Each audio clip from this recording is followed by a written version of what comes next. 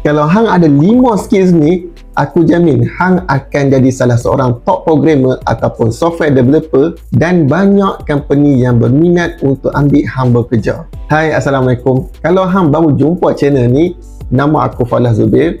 Aku merupakan software developer dengan 3 tahun pengalaman. Dalam channel ni, aku banyak kongsi tentang teknologi, coding dan pengalaman aku sebagai software developer. Skill yang pertama, problem solving skill. Problem solving skills ni adalah kebolehan hang untuk mengenal pasti satu-satu masalah dan cara hang provide solution untuk masalah tersebut. Sebab realitinya dekat luar sana, kalau kita start kerja, kita tak tulis kod dari awal, tapi kita akan berdepan dengan sistem yang sedia ada, yang mana yang dah ditulis oleh ramai programmer ataupun ramai software developer kat luar sana. Jadi kat sinilah dia akan menguji hang punya problem solving skill ni, sama ada hang boleh selesai dah masalah tu dengan apa yang hang dah belajar selama ni. Skill yang kedua adalah skill komunikasi. Okey, untuk skill yang kedua ni iaitu skill komunikasi, pada aku sangatlah penting sebab kita akan berhadapan dengan orang yang bukan teknikal. Jadi untuk orang teknikal macam kita ni, kita perlu ada skill komunikasi yang mantap supaya kita boleh terangkan bahasa teknikal kepada orang yang bukan teknikal dengan bahasa yang mudah.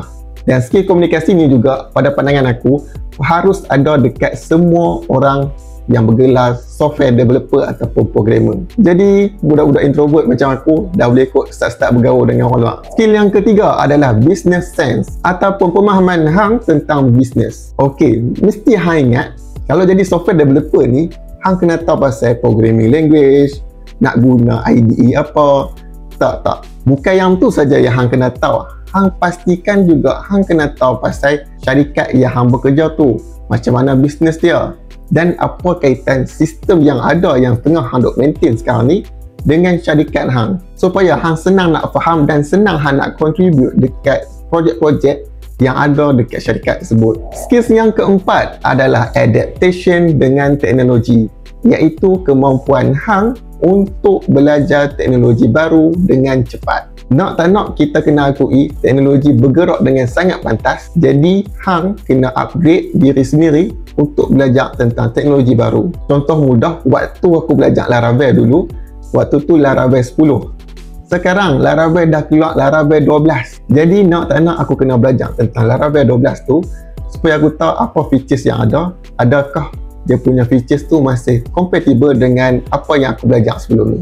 Skills yang kelima adalah code reading dan maintenance. Okey, untuk skills ni adalah kebolehan hang untuk memahamkan satu-satu kod dan macam mana hang nak maintain kod tersebut. Macam aku cakap tadi, kita tak bekerja seorang dan selalunya kita akan berhadapan dengan kod ataupun sistem yang dah ditulis oleh developer yang lain. Jadi in order untuk hang jadi seorang software developer yang mantap, hang bukan saja kena pandai tulis kod, tapi kena juga pandai untuk baca kod. Kat sini nasihat aku untuk capai skills yang kelima ni, hang cuba untuk baca kod ataupun hang cuba untuk tengok balik sistem lama yang ditulis oleh developer lain. Hang fahamkan apa pattern kod yang mereka tulis dan cara dan apa tujuan mereka tulis kod tu. Dan waktu hang cari tu, aku harap sangat tolong jangan judge kod lama tu. Hang jangan judge terus developer tu kalau developer tu tulis ataupun buat cara yang tak kena dengan hang. Macam kita cakap tadi, teknologi makin lama makin berubah.